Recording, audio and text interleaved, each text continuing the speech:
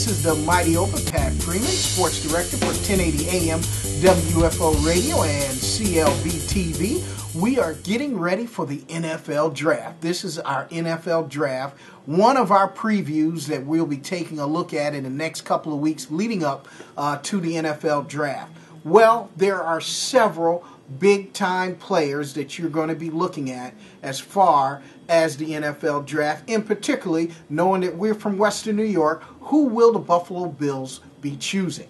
The Buffalo Bills have great needs on both sides of the ball, offense and defense. But in the draft, I always feel that the big guys are the huge people that you need to get, the best ones available in the first and second rounds. The big guys are the ones that you can plug in for 10 years.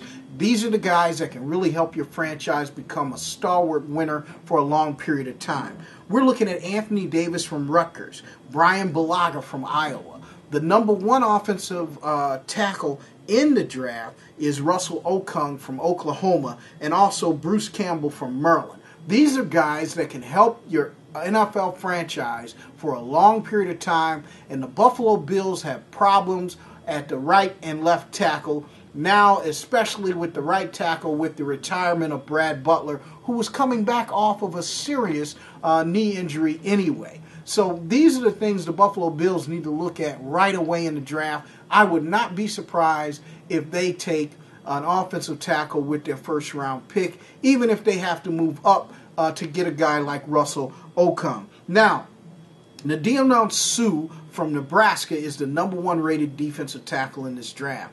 He is going to go very high, but the problem with Ndamukong Suh is the fact that do you pay a defensive tackle a guaranteed amount of close to $40 million? That's his biggest problem. And he is the top-rated athlete in this draft. Now, Gerald McCoy, Brian Price, and Dan Williams, these are guys that are going to follow him at the defensive tackle position. There is a lot of defensive linemen in this draft in 2010. So look to see the Western New York faithful get excited about some of the offensive and defensive linemen that are going to be chosen by our team. I think in the first couple of rounds, the Buffalo Bills are going with the offensive and defensive line, possibly linebacker. If you can get McClain out of Alabama, this is a big-time playmaker.